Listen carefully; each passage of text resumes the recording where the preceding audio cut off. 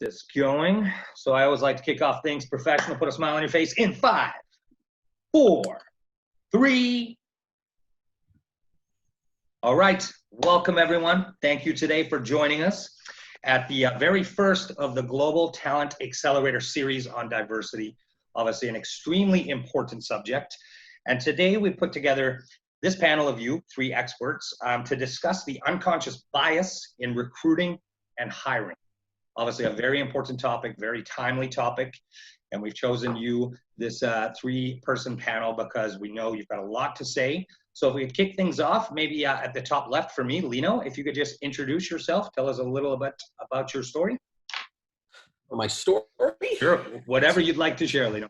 It's not that interesting. I'm an old man at this point. I've been struggling along in this field for, I cannot believe at this point, it's 30 years.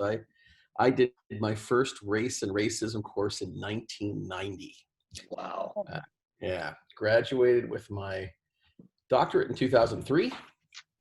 Started working in the field and discovered that working in an organization that claimed to be doing things around social oppression, but it was really just a rubber stamp. It was kind of untenable. I do trainings inside the organization, have people say the most outlandish, sexist, and homophobic things, and I'd have to smile at them as I walked down the corridor because I worked internally with them in the same organization. It was untenable. So I started my own consulting little company, and that thrived and had a lovely life doing that. And then I realized about 6 years ago that, I realized about 8 years ago that all this good work that I was doing would disappear if I left or if the champion left. And it just wasn't what I wanted to do. So I sought out to create a software that would integrate the 30 plus years of D&I science. So not the stuff you find on the internet, the actual science of it, and wrapped it together with some emotional intelligence with some wonderful people on the development side, and created the mesh tool. And that's where we are now, able to kind of synthesize this stuff on a systemic level in a way that was just never possible before. Fantastic. So in short, making the world a better place. Amazing. That's the idea. Okay, Cassie, please. Yeah, my name is Cassie Myers. I am the founder of Lunaria Solutions. We pair software with expert advice to help people grow their internal capacity for growing diversity, equity, and inclusion, while giving them the tools to move beyond our support and really grow their initiatives on their own. We've been around for 3 years, so not as long as Lino, but we're a group of folks usually coming largely from the nonprofit side of things. So before Lunaria, I ran Women's March Canada Waterloo Region, volunteer at the Sexual Assault Support Center. So really building some of the practices and the experiences developed through the nonprofit sector to a growing organization. Wow, amazing. Again, making the world a better place. Thank you to the 2 of you. And over to Rochelle. Hi, I'm Rochelle. I'm the VP of Growth at Global Talent Accelerator.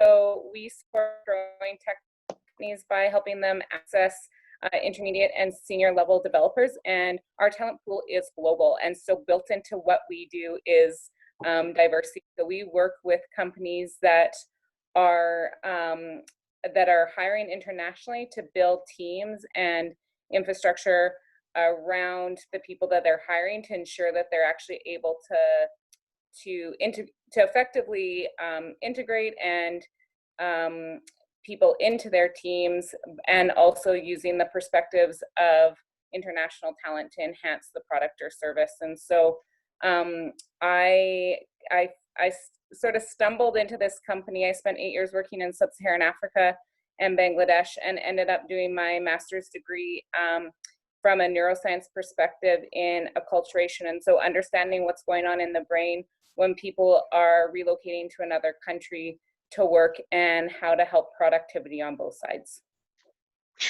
Wow, I'm not even going to do an intro after you 3, so I'm just going to kick things off because I'm really excited about what you 3 are going to bring to this discussion. So, you know what? I'm just going to ask the first question right away, and then whoever wants to jump in, please do.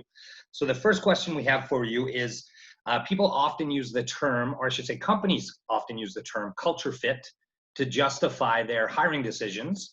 So how do you think focusing on a cultural fit ends up building monocultural teams? What do you guys think? Anyone can just jump in there. Everyone's Oh. trying to. Please, somebody, go ahead. Yeah. Okay, so I'll jump in. I actually, and then I'll pass it over just to get the conversation going. So, you know, I culture fit to me is not my favorite. I feel like it's a generic term that kind of brushes over the systemic reasons as to why someone's not getting hired. And so if you if you think of, I don't know if people have read the book Thinking Fast and Slow, and it kind of talks about the brain, and the brain has two systems of thinking, and one makes really snap rapid judgments, and the other one takes a little bit, you have to be a little bit more intentional to access it. And so to me, culture fit is sort of that term where, do I want to have a beer with this person versus looking at, am I actually looking for a skill set or perspective that is different than what already exists? And so sometimes when we say that we're hiring on culture fit, we just default to hiring people that are like us. They look like us, they talk like us, they have similar backgrounds to us. However, they're not, we're not looking at what are the gaps in my team, what's the perspective that I'm missing in my team. You know, if you look at Canada, which is where we're based, we're a pretty ethnically diverse country. And so the value of having a diverse perspective on your team is that it brings into your product or service a whole other customer group that you possibly could have overlooked because you didn't have that perspective. So we really encourage companies to look for not if they're the right culture fit, but really look for, do they have the skill sets that are currently gaps in our teams, or perspective, or could they help us reach a target audience or demographic because of their perspective that we had not been intentionally thinking about. Bravo. I'm sure one of you two must have something to jump in there. Any follow-up, please? Yeah, I've heard the term culture fit really be described as the embodiment of unconscious bias, a way that you are allowed to say without saying in your hiring process, in your interviews, that this person fits my expectations of someone that I'd want to work with, maybe beyond their skill set, beyond their education level, beyond the technical skills we're looking for, and more subjective reasons in the way that they enjoy their hobbies and the way that they appear to me. I want to work with them. And so to your point, Rochelle, it's really about looking at the things quite critically that your team lacks, whether it is in diversity of experience or whether it's in someone from a different discipline or with someone from a different school or from a different technical perspective to really get the results that you want. And so when we move towards culture add, a way that it's been described to me by someone I look up to is you want people who are coming in to challenge you in a way, to almost make you feel slightly as a leader, a little tiny bit uncomfortable. And then the way that they're able to challenge your traditional ways of thought, or ways that you are in surrounding people who are like you, allowing yourself to continue to be. Yeah. I like that culture add. I'm learning something from our own webinar. Excellent. Culture add. I'll send you a note to remind you later. And Lino, come on, I could see your brain, I could see it purring up there as you're listening. Yeah, it's in connection to everything that's been said. I mean, when I hear culture fit in the way that it tends to be used in the corporate world, it's not that dissimilar to me from this notion of diversity of thought. You know, if you have twins who are raised in the same home, they have diversity of thought. It has been used, unfortunately, as a way to say, oh, we're just, you know, the color of the person doesn't matter and the gender doesn't matter. We have diversity of thought, and you can kind of keep the status quo exactly the way it is. It's one of those unfortunate tools that gets used that way. That said, culture fit's really important when it's applied in the right way. And part of the challenge with D&I is that because we look at diversity at the surface level, oftentimes the things that are important for culture fit from a D&I perspective don't get looked at. Like if you have a leader in an organization, or a leader on a team, let's say, who's male and exceedingly uncivil, particularly when he gets stressed. At an unconscious, subconscious, pre-conscious level, female staff have to, by nature, fiddle through whether or not that incivility is connected to sexism. It's just the way our systems work. If he's a white supervisor and he's uncivil in his engagements with his staff of color at an unconscious, pre-conscious level have to kind of process that through, because we're associative creatures, right? We base what we experience right now on what we know. Mm-hmm. And so in terms of culture fit, it's part of the reason we do what we do, why the way we do it. You can put metrics on these things now. So if you have a team with a leader who's exceedingly, let's say, uncivil and not particularly collaborative, it takes a certain type of person to be able to live underneath that kind of yoke and still thrive. So you need somebody who's intrinsically motivated. You would need somebody who has a high level of self-confidence. So the culture fit in this context is, how do you find a human being who's going to be able to not just be at their best, but thrive and reach their potential in the space of this team? And that's just the leader that we're talking about. But if the team itself has different aspects that are either problematic or could nurture somebody coming in, we have the technology now. It's the tech finally caught up with the science, so we can actually marry those things. And when you layer D&I into it, it becomes exceedingly powerful, that you can hire with purpose and direction, and move the culture of your organizations in a way that will drive diversity and inclusion. It doesn't have to be haphazard anymore. Fantastic. Anything else to add to that? I mean, we can move on. You know what? Let's keep moving on, because I think we really nailed that question. Rochelle, go ahead. Yeah, I was just gonna say, sorry, back to my earlier comment about some of the neural pathways that we have going on in our brain, is that humans think in patterns, and so it takes a lot more intention. People need to act with intention when they're trying to make change in their organization around diversity and inclusion. It's not something that just happens automatically, and it can't be accomplished in a training. It's important to think more systematically about what your hiring process is like, the type of team that you're looking to build, and the type of environment. I think one of the things that I always find a little bit of a struggle around diversity and inclusion, and I would love my two co-panelists to jump in on this, is that sometimes people kind of, I think, get a little bit nervous when it comes to diversity and inclusion because they don't want to say the wrong thing. And so they use a generic term like culture fit because it's actually not safe in their organization to maybe express some of their concerns or to know how to communicate around some of the differences. I'd be interested to know from my two co-panelists, what's been your experience in that way? How do you create a culture of safety in an organization to speak with curiosity? So an example that I'll give is that we recently worked with a company, and they are half their team's in Canada and half their team is based in one of the sub-Saharan African countries. And they really struggled around some of the I'm sorry, Rochelle, is it me? Is she cutting out? Am I cutting out? No, you were previously, Rochelle. For me, you were fine there. Okay, that might be me. Yeah. My apologies, I couldn't hear a word you just said. Oh, no. Okay.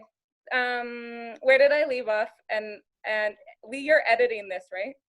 Yeah, to an extent. Okay. Yes. So maybe what did you last hear, Elino? Because I think she's really looking for both of your input. Yeah, it started to tail off for me at the point that you were talking about this company that you were working with. Okay. Sure, yeah. So we're working with a company there in Canada, and then they have one of their teams based in one of the sub-Saharan African countries. And there was some dynamics happening between the Canadian-based team and the team that was based in one of the African countries, and it really came down to this sort of community-oriented culture, which is very common in sub-Saharan Africa, versus a more individualistic oriented culture, which is more Canadian. So sort of the idea of relationship first versus work first.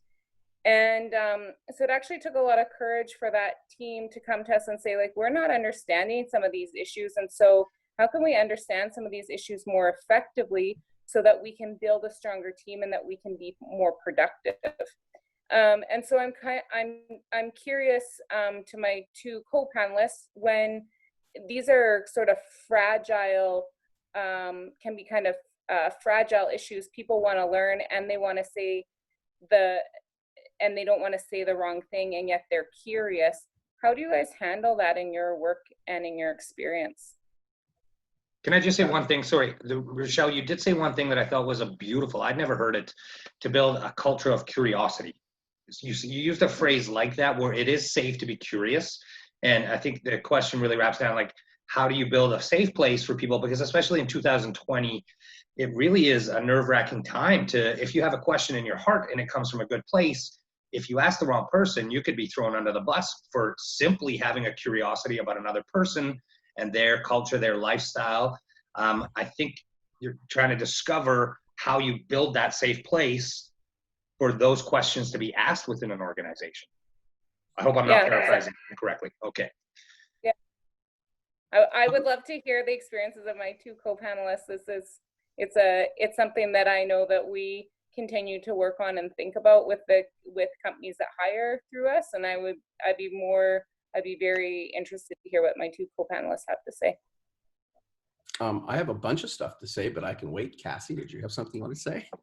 No, you can go right ahead. I'll go after. He knows at the start line, ready to go. Yeah, because I could babble on a little bit about this one.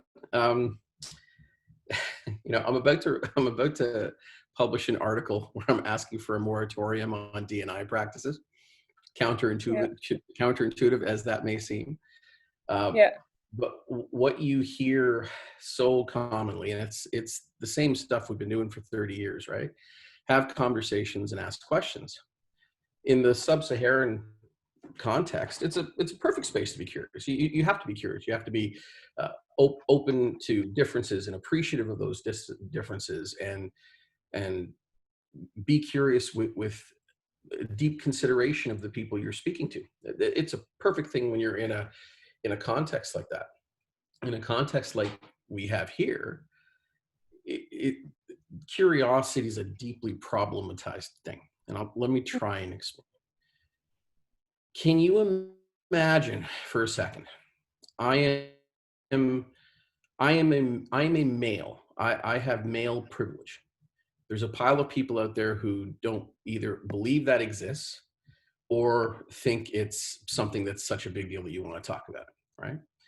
But can you imagine if, as a guy with male privilege, if I really desperately wanted to be an ally, to make sure that I was, say, safe space for the women with whom I worked, does anybody think in that curiosity it would be appropriate, reasonable for me to ask the women with whom I work about their personal lives and their experiences as women, and if they'd ever been, say, assaulted, right, or had, it's asinine on the face of it. Mm-hmm. But because we don't really look at, say, racism as the traumatic reality that it is, we think that this asking of questions thing is okay in organizational space, and it's just not. Like, you may find someone who says, I'm okay. That's great. That's good for you. But racism is a social phenomenon. We have to establish these guidelines and say what is and what is not okay for the workplace. Like, none of us on this panel would, go to work and start asking people what their political choices were, who they vote for. None of us would walk up to strangers and say, oh, we work together. Well, what religion are you? Like, there are all of these areas that we don't talk about. We know not to talk about them because there's a social power dynamic involved. But for some reason around race, that one gets kind of mixed up. On LGBT stuff as well. For some reason, people think it's okay to say, have you ever, tried not being gay? Like, this kind of stuff that's just violating on the base of it. Like, if Lee met me at work, we were new colleagues, he could walk up and say, hey, where are you from? What everyone needs to understand, what's embedded in that question Can I stop from this and tell you a really quick story? Sure. I was training a group like 16 years ago. It was a foster parent group. And this room full of, for the most part, older white folks could not wrap their heads around this concept. Don't ask me where I'm from. And why it means what it means to me. After that point, being 35 years in this country without an accent, do I sound like I'm from somewhere else? Mm-hmm. And strangers walking up and saying where you're from.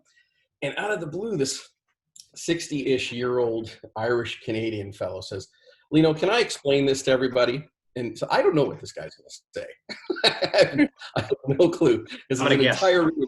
Well, I'll tell you. Irish Canadian. I think I know where you're going because I grew up in Scotland. Sorry to interrupt. The entire room had been sitting there for 15 minutes arguing with me that because they were interested, it was okay. And this fellow says, "Listen, Lino's wrong." That's the first thing out of his mouth. Lino's wrong. He's a little too sensitive. Here's the reality. If you want to understand something about somebody and know where they're from, it's really simple. You just have to preface it. What you say is, "Hi, you don't look like you're from here. You don't look like you're Canadian. Where are you from?" And when the room went silent, he took the time to look everybody in the face and said, "If you wouldn't ask that way, don't ask." It was brilliant. It was sheer, unadulterated brilliance that I could never get away with myself. So I think the thing that people forget about this curiosity thing in workplace context, in a North American context, it's wonderful to be curious about people's ethnicity and their cultural difference. That's awesome. Get a book. Like, it's not somebody else's job to explain their life to you. It's just not. And because there's a traumatic reality to racism, there's a traumatic reality to heterosexism, homophobia. There are certain things that your curiosity is awesome, but let it be your curiosity. What you need to be is open to whatever differences they bring and appreciative of those differences when they show up. If you do that, it's a lovely gateway to those things that speak to belonging and inclusion, that aren't, again, about the echo chamber on the internet, but about the real things that drive those pieces of human experience. Wow. I told you I was going to babble. That was not, I don't think that was babbling. I think that's unfair to use the word babble there for what you just said there. That was fantastic. Someone's got to jump in here. Yeah. I think what's really interesting now that Black Lives Matter has been getting the attention it deserves is that we're seeing that a lot of spaces and safe spaces are being created for communities of their own. So whether it's myself and our Black HR professional group, whether it is a space for white folks to talk and ask questions, they're creating spaces where it's okay to be curious, and people are giving you the platform and the space to be curious in the way that you are arriving. And so I think what's important for employers and what's important for anyone creating any kind of space for people to gather is to create those boundaries about what the conversation and what the dialogue is going to look like, and where do we draw the line between engaging on certain topics and questioning certain things, and where can they even direct those kinds of questions, and where can they direct that curiosity in a way that's going to be well received. Because I think, to the point that Lino made and the point that you made, Rochelle, is that if you are very curious and your curiosity is coming from a good place, then you have to be committed to do that work yourself. And so asking questions of other people and adding to the emotional labor and the emotional trauma that people are holding isn't the exact way to go. And so I think, as much as there's a lot to navigate out there and it can be difficult to do so, we're in an interesting place where people have the access and the opportunity to engage in the education that they might need to in order to answer their questions and feed into their curiosity, which I think is a little bit different than it was before. And I think whenever I hear questions or I'm met with curiosity that might be not well received, I need to check on my own experiences and how I've even had the luxury as a mixed Black race woman, and as someone who grew up in a predominantly Black, Indigenous, people of color community, and I've just been able to learn about these things. I've been able to have these kinds of interactions in a way that other people might not. And so how can you meet questions with grace and also direct people to situations where their curiosity is appropriate for that specific situation? Yeah, those are two good insights, and I wanted to kind of add or pick up on one thing you said, Lino, and am I saying that correctly? Lino? Lino, okay. It's like Dino from the Flintstones with an L instead of a D. Also easy for me because it's like my name and my mother's answer my whole life. No. It's There easy. you go. Oh, Yeah. my name gets butchered all the time, so I try and say other people's name correctly.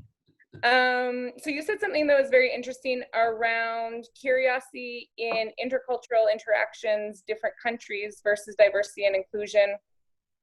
So people that are, I don't know the correct way to say it, so people that are, you know, have a similar story to yourself, where you immigrated, you're a Canadian, and you are a Canadian who happens to, you're Canadian, and so people might, because maybe you don't look like, I don't know the right way to say it. Stereotype? Yeah. No, I don't look like I play hockey, is what Right. I'm trying to say. Although, do you play hockey? I don't. My son does, but I don't. Okay. Do you ski? I do, but not well. Okay.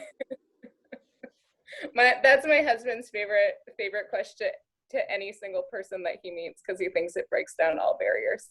Do you ski? Yeah. Why is your husband talking to single people? I gotta ask that. Sorry, you walked into that one. You watch that guy. So kind of talking, so there's, you know, what was really interesting is the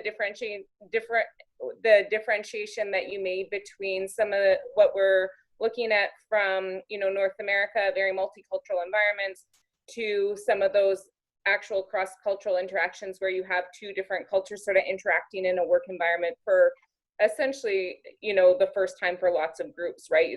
It's less common for a Canadian team to work with an African team, more common for a Canadian team to maybe work with a team based in India. So there are some cultural norms and practices versus the history of race that we have in North America or Canada, where people have there's long histories with those being in Canada as long as anybody else, and yet there seems to be a bit of inequality. Yeah, I think the thing that you know, people lose sight of quite easily and understandably is that colonization had an impact all around the world.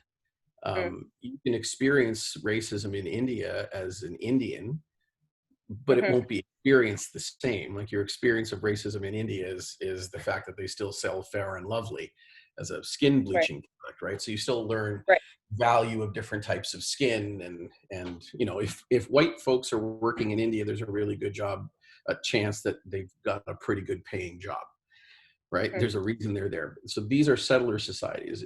European nations, North American nations, we are settler societies. So we plumb the best and the brightest, and generally don't afford them to work with their credentials. So when we have minoritized folks come from other places in the world, their experience of work is often very, very different than the experience of white folks going elsewhere. But on top of that, it complicates things so much in that people think human beings are peculiar. We have these peculiar imbecilities about us and how we experience the world. And one of those things is that we tend to feel that our personal truth is just truth or objectively factual, and it's just not. And so one of the things we have to fight all the time in this field is that, you know, just because someone has brown skin does not mean they understand racism. They have an experience of racism. It doesn't mean they understand the mechanics of it. Just because somebody is female doesn't mean they understand sexism. It means they experience sexism, but they experience sexism in the context of their life. So like, her experience of sexism may be drastically different from hers.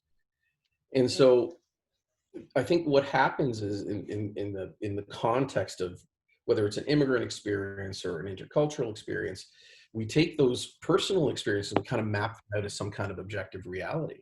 So what will often happen here, as an example, is you'll have people who immigrate, after the age of 20, 25, and clearly do not experience racism in the same way. So you'll often hear those folks telling people who were born and raised in North America of color that, oh, you're seeing it the wrong way, or you're making too big a deal out of it. It's not that bad, and I do this and I do that. But the key is, if your ethnic identity is formed by the time you're about 12 and your identity is formed by the time you're about 16, and you immigrate here when you're 25, of course, race is not going to impact you in the same way. But once you live here for about 10 years and start to see how you get treated at the gas station and at the mall, and whether or not you get the promotion, and if you get paid the right amount in relation to your cohorts, you'll start to learn those pieces later. So there's so much complexity in this field that unfortunately, and you guys know this, there's a million people out there who have hung a diversity shingle. Suddenly everybody's an expert, right? It doesn't take a lot to put up a website and suddenly say, I'm a D&I professional. And that's what we're struggling with now in this field. There are an awful lot of folks who have no business doing this work, but it can be lucrative. And so they go out with a lot of really bad advice and kind of explode organizations on the way. And then folks like myself or you guys will have to come in and pick up pieces. And so that complexity you're talking about, it's a really good example of it. It's the context is massive. What it means there is not what it means here. How it gets experienced there is not how it gets experienced here. But to your original point about, people coming from Canada or the United States to work in sub-Saharan Africa, if the people going there are curious and are attentive to other people's needs and norms, and they can speak with candor, and they're considerate and they're appreciative of those differences, what kind of problem are you going to have? Like, truthfully, what kind of problem are you going to have? And in none of those 5 pieces did I mention anything about race. In none of those 5 pieces did I say anything about ethnicity or culture. These are the 5 keys that human beings require to feel a degree of belonging. And if you just engage those 5 keys, things work out. I really like one thing. It was just, I think both Cassie and Lino, you sort of hinted at this. I wrote it down because I loved, it was the short answer of, building or fostering a safe place for curiosity. And I think both of you were pretty much suggesting, in the workspace, that's a dangerous game. You have to be professional in the workspace. So for that curiosity, to quote, I think it might've been you, Lino, you said, get a book. I love that answer. And you know what? It's a great, simple way to look at it. If you do have questions and you want to learn about anything in life, get a book, do the research, become a better, bigger person by putting the time in and, educating yourself, really, I think. Can I add one thing to that, Lee? Sure. Just one piece to the get a book thing, because that's my flippant answer, because I find the curiosity thing frustrating. But there's an additive answer, in that if your company is serious about this, like really serious about this, then they should get a professional, somebody with real expertise that can help and guide people in that path. Because I can say get a book, and getting a book that is by somebody qualified and competent, like Robin DiAngelo in terms of white fragility, or Ibram X. Kendi in How to Be Anti-Racist. These are qualified folks, right? But they don't agree on everything, right? Kendi's exploration, he's a historian. He's not a sociologist. And Robin DiAngelo is a sociologist. She's a critical race theory sociologist. So some of the stuff she says, it will blow right past some folks. Like this is a baseline critical theory. White folks are racist. If you are white, you are racist. That's in Robin DiAngelo's book. Now, from a theoretical perspective, the whole point of that is that if you wake up in the morning and access this beautiful system called power and privilege as white, that's kind of the ist, right?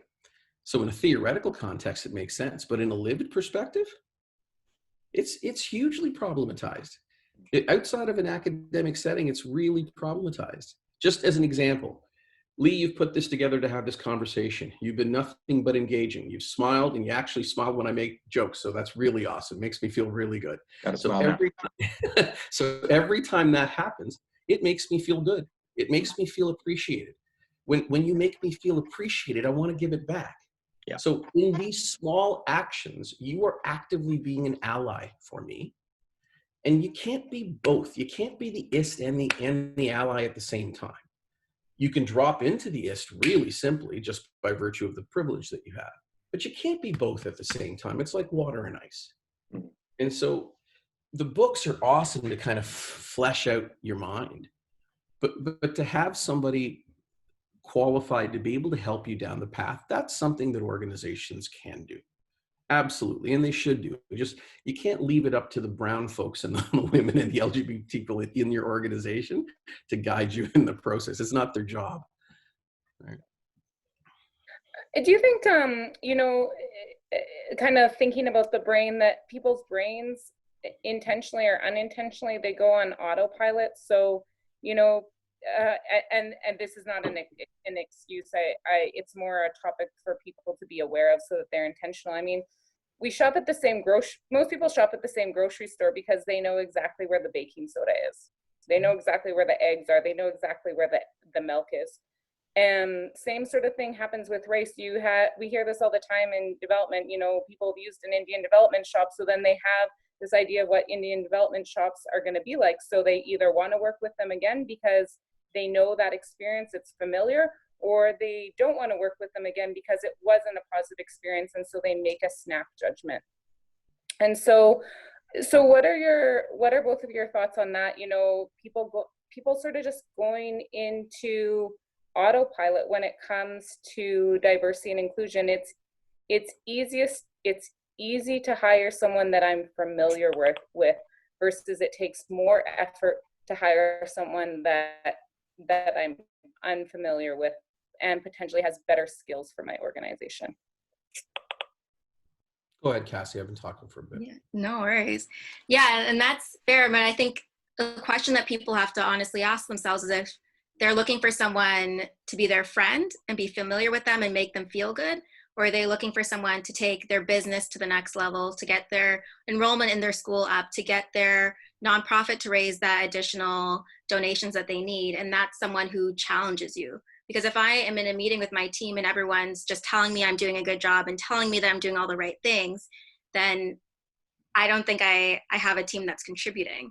But if I'm surrounded by people who say, you know what, Cassie, I'm not too sure if that's the right decision, or have you thought about this, or challenging the way that I think, then we're moving into more of a positive direction. And one of the activities that I really like is where you tell a story and it's this person and they're walking down a sidewalk and they see a security guard and they see waste disposal professionals, they see a technician, and then they see a police officer and someone walking down the street, and they're described in such detail of the interaction and the places around you, and then people listening are invited to tell them what the people look like.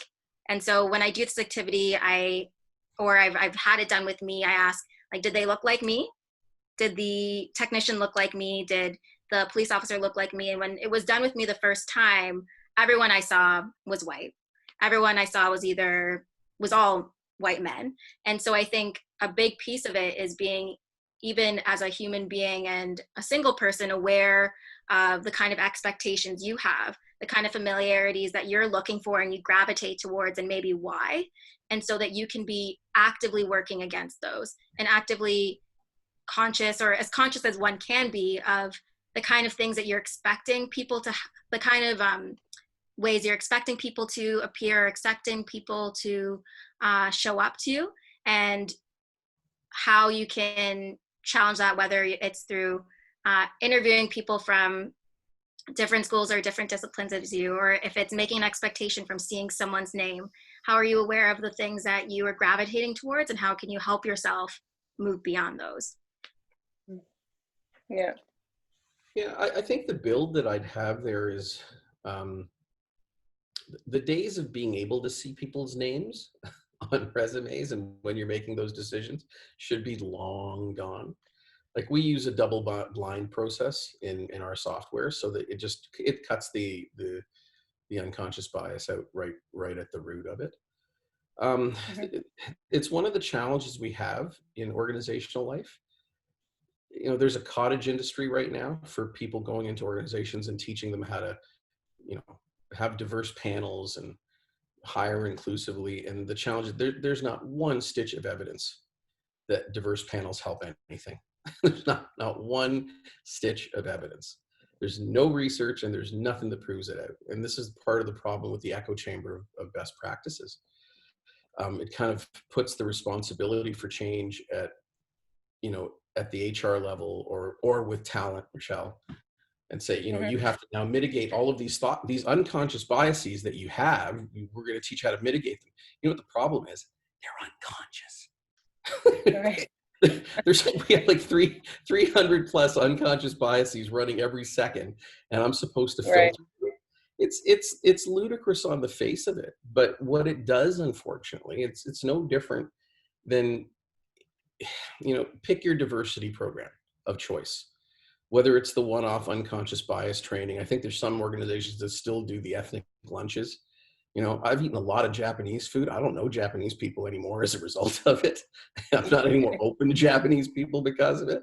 We have all these unbelievably flawed things that we continue to use that have not been proven to be successful in any way, shape, or form.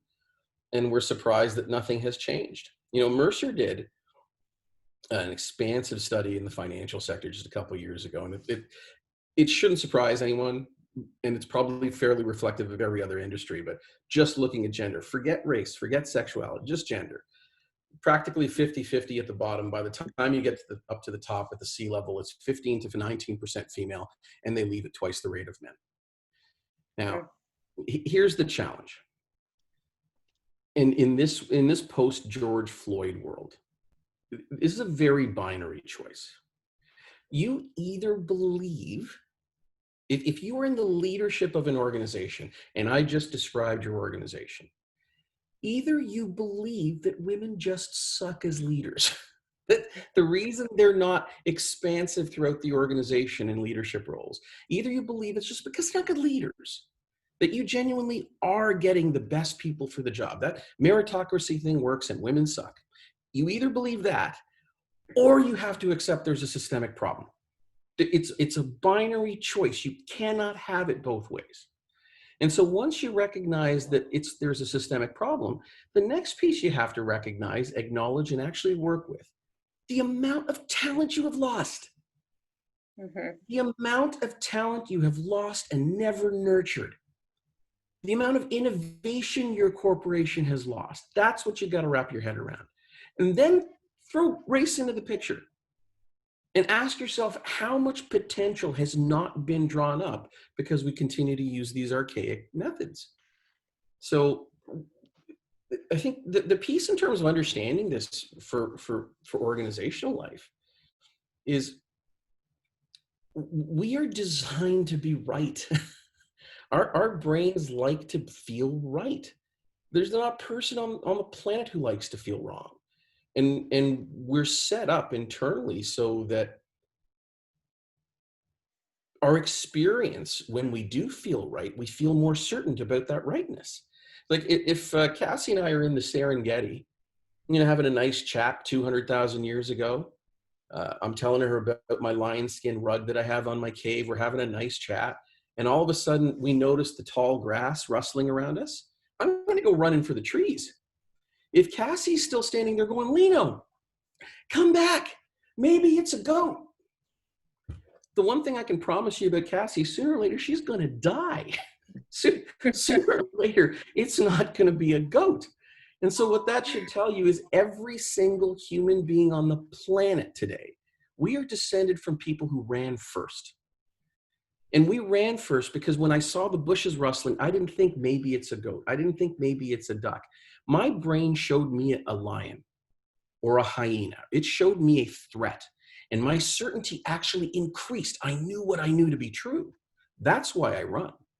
So if I'm on a hiring committee, let's play this little game for a second. I'm on a hiring committee and there's some diverse folks. My unconscious biases are having me kind of drive towards the people who look like me, let's say. And I'm supposed to hire, say, a white female, but they look like me. And my unconscious biases are making me feel more comfortable with the people who look like me. That person could be the best candidate.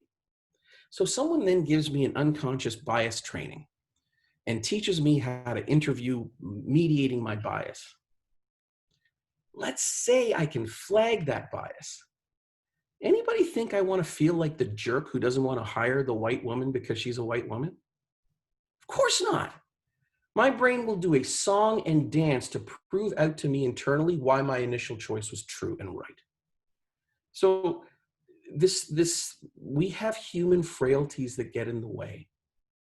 And to pretend that we can mitigate them with human solutions it's wishful thinking. It's pleasant poetry. The reason I created our model, the reason I created the metrics using the science is to allow us to bypass this junk. So now you can actually get the people who are going to have that culture fit thing we were talking about, but also mitigate the unconscious bias. Also be able to frame it in terms of the job role you're looking for, the specific behavioral profiles that are going to make sense for you and your team and that organization. Be able to support that hiring and that promotion in a way that that body is more likely to be successful because they have the skill sets, the behavioral skill sets required. So that's both the frustrating piece of the work we're all doing and then the really hopeful stuff, because again, the technology finally caught up with the science. So we can do these amazing things. We don't have to rely on human frailties to kind of figure them out. So would you just, man, it takes my head a lot to wrap around these, because these are huge and powerful concepts and everyone wants to sound intelligent. So here I go. Would you say then, based on what you've said, like there's a lot of things out there, you know, a lot of these, I think you call it diversity lunches or something that companies are doing and there's no proof behind them. Would you say that there's a sort of epidemic among companies of just keeping up appearances? Look what we do, look why we're special, so they can gain currency with their brand online? Like, is it a lot of it, these things that are being conducted are really not doing any good? Does that make sense? Is there a lot of that happening? I think there's some companies that are big into the ally signaling. You know, there's some companies that do nothing internally, but they, you know, make their black square on their Instagram post in support of Black Lives Matter. There's those companies.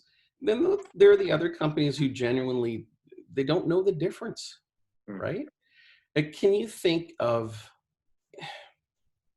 in the same way that I was saying, there's 1,000 people out there who hung a shingle. Can you think of any other field?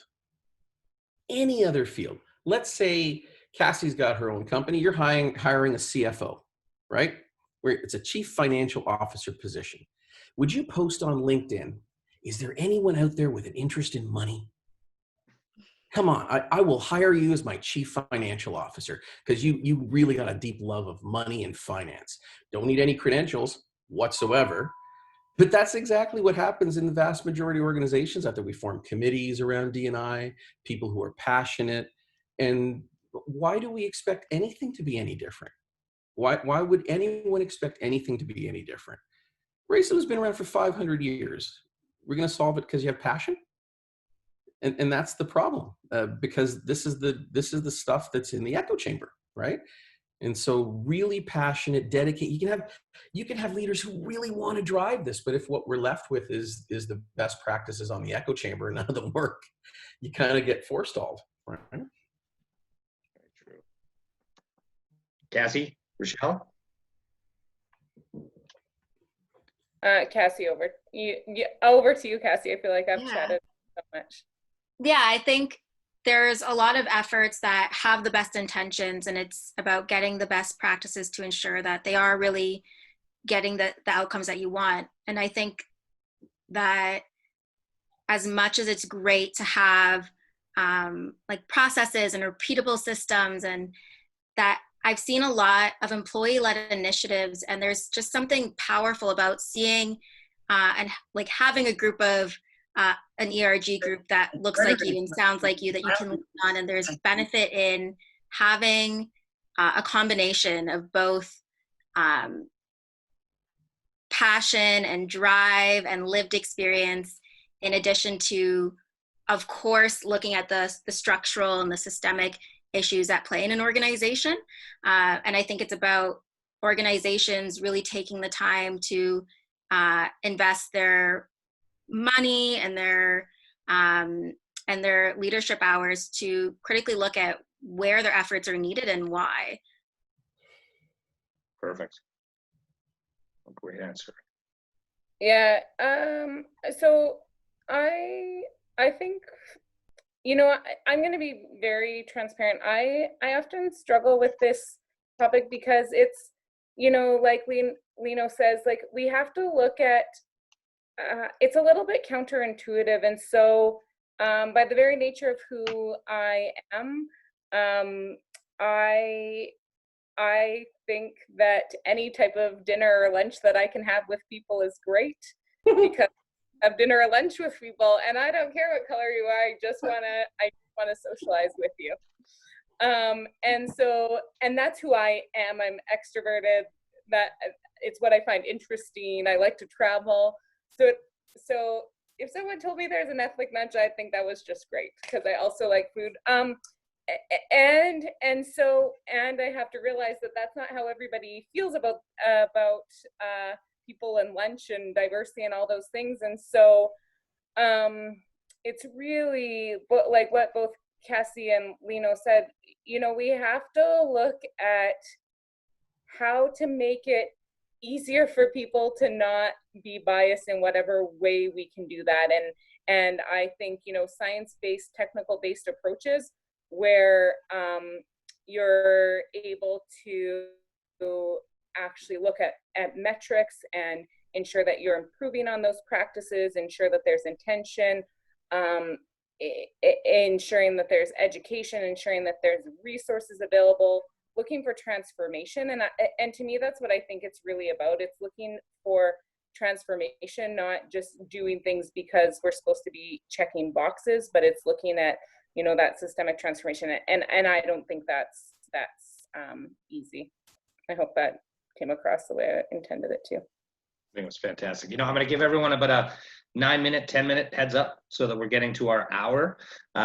So if anyone wants to start thinking, and I just want to say from a personal, you know, I felt my heart accelerate a few times just because I think I've been lucky enough that the way I was raised, and let me make a little joke, because I'm ginger, white people don't even accept me. Like I'm sort of a subclassification thrown at the bottom. But I've always been raised to have my heart on my sleeve. And as far as, I was a little bit shocked, to be honest, with the answer of a safe place for curiosity. But then the way you framed it, it made sense. It doesn't have a place within the institution because of what that can lead to. You don't know the person's backstory. You don't know with those questions. But my whole life, I've been a person that has just, and I've used it in tourism, and it really helped me in tourism when I was taking people from all ages all over the world. Obviously, I would never ask a blunt, horrific question, but I think my personality being so open in my space in life and in my experience in life has always led me to have really good connections with people and be someone that people come to with their own situation. So that was a really big thing that I learned today, that because I was expecting when Rochelle asked that question that there was going to be just a matter-of-fact answer. This is how it's done. You bring in an outside company or you use this app and you create this space where people are free to ask those questions. But I never thought, you know, from, again, maybe never having worked in a massive organization or even, you know, any organization, it's always been sort of outdoor tourism, and then GTA is a small team, but everybody's from all over the world and everybody's very open with each other. I really was shocked that that was the answer. Like, it doesn't really, and I hope I'm not paraphrasing incorrectly, that it doesn't really belong within the institution because you don't know what that's going to bring up in a person asking that question. And it goes back to that Irish comment you made. Like, that was a really genius way to flip it on its head, to get everybody to realize that if you wouldn't ask that, why would you ask it this way? It really was a learning experience for me, that point. So I want to thank you for that. But remember, as I said, people always come to me. You got my email. So if you need someone to talk to, you know, fire me an email. I'm there. Okay. I'm always there. It's funny because it works the opposite way too. So in the same way that kind of curiosity can be, off-putting isn't enough of a word, right? Because racism and sexism and heterosexism and ableism, these are traumatic social experiences, right? Part of the reason why we're seeing this effect, this post-George Floyd effect is it was a social trauma. And the only reason that this event was different than other events before was that there was no ambiguity. You know, he was tortured on film for almost 9 minutes. There was no ambiguity in Amy Cooper in Central Park. She used her femaleness and her whiteness as a tool to weaponize his blackness. So there was no ambiguity. So people couldn't hide behind anything. So we're in a really specific time, right? But so everyone's in this space where we want this to move forward. When I say we, I'm really specific about this. The only way a system like racism or sexism or heterosexism works is for good, ethical, moral people in positions of power to take part actively and never see it happening. That's the only way the system works. And what we're seeing right now is that mechanism has been ruptured because there's, just in terms of race, there's a whole bunch of ethical, moral, kind white folks who now see the mechanism, see their role in it, see themselves as a cog in the machine. I don't want any part of it. But to do that work in an organization is super dangerous, right? Because you could ask the question or wear a shirt that says I'm an ally and someone's going to accuse you of virtue signaling. There's like, it's like you'll be damned if you do and damned if you don't. So the role of the organization is really simple.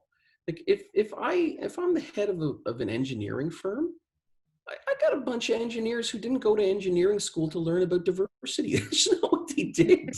So you can appreciate why they might be really frustrated when they have to sit through an hour-long diversity course. Like that's not what they signed on for.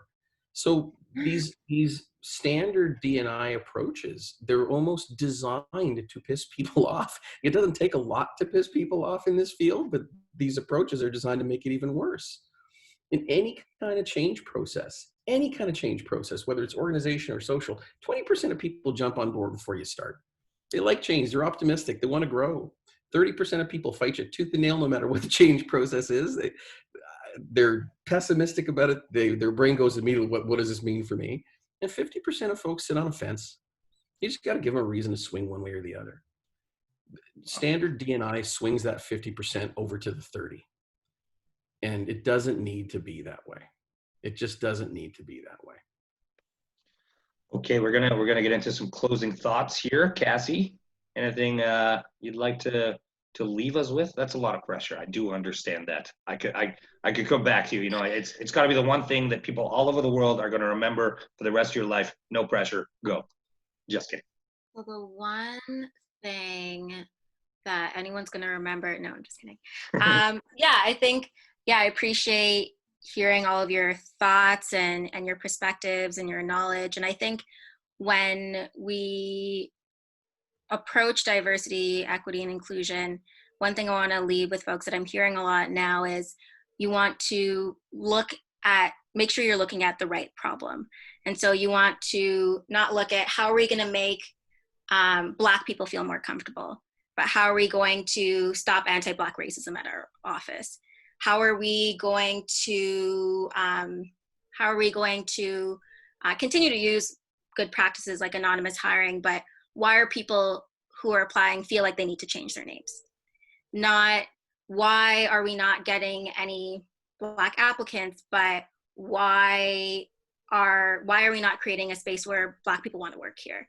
And so I really think it's in the position of leadership to look inward and reflect on their practices, reflect on the culture they're creating, reflect on where they're looking for talent, how they're managing talent, as opposed to putting this onus that historically and even today has been put on minorities and marginalized groups, and to flip the switch. That's from a little bit of a rap song, but flip the switch a little bit onto leadership to think about what is my responsibility as a person in power and what am I going to do to solve the real problem. I think I feel like I dropped the gauntlet throwing that pressure at you, like the last thing to say. And I feel like you picked up that gauntlet, like framing the right problem. You know, she dropped You really did. You dropped the mic. Okay, I dropped the mic. I don't know when I'm ever going to to be able to touch anything outside of my home. That's, even hearing the word dinner, I'm getting like transported into a different world. Yeah. 8 months ago, 10 months ago, really. But that was fantastic. You really did. I think that was a huge point. The framing of the right problem to ensure that you're doing that is obviously going to key to the right type of change. Okay, Rochelle, last thoughts? For me, it always comes down to rethinking about predictable action sequences. So really challenging, if you're in a position of leadership, and you really can affect change throughout your organization, are you just defaulting to your predictable action sequences because that's what's most comfortable for you? So are you going on autopilot, or are you being intentional about being uncomfortable, being potentially uncomfortable with the people that you hire, not because they're not qualified? Did I just blank out? No, you're back. Yeah. You're back. Yeah. Not being uncomfortable with them based on their skill set, but moving away from predictable action sequences into how am I being intentional about transformation in the organization, and looking past superficial initiatives to designing how teams are structured, or ads that go out with language that would actually attract the people that you're looking for, or so moving past autopilot and digging deeper into how your organization can build transformation within it. Fantastic. Everyone is kicking ass and taking names at this little encapsulation roundup. Okay, Lino, you're up, my man. No pressure following those two answers, though. No, of course not. I think one of the big challenges, because we look at it from recruitment and hiring, there's this giant gap, right? If we just go with race, it's not a problem of recruitment and hiring. It's a problem that exists straight across the talent cycle. You could hire the perfect individual, but if the culture of that organization and the culture of the team that they fit into doesn't allow them to thrive, there's going to be a challenge, right? So I think I'd leave you with this. For organizations, the recruitment, it's like in the States. If you're in the financial sector and you always hire from Harvard and Stanford, and you don't really look at historically Black colleges and universities, there's a problem, right? So where you put your tentacles out is part of the process. How you hire is part of the process. But then what happens here is just as important, because you can do all this good work on the front end and it'll just be wasted over here. And they certainly won't, if they stay, they likely won't thrive. And if they thrive to a degree, they likely won't escalate up the chain. For every single human being on the planet, we have this little 4-part algorithm that we run through when we're deciding that we're going to do something. Whether it's pick up a guitar to learn how to play guitar, or take on a new job, or look for a promotion. The first tick box is, do I want to do it?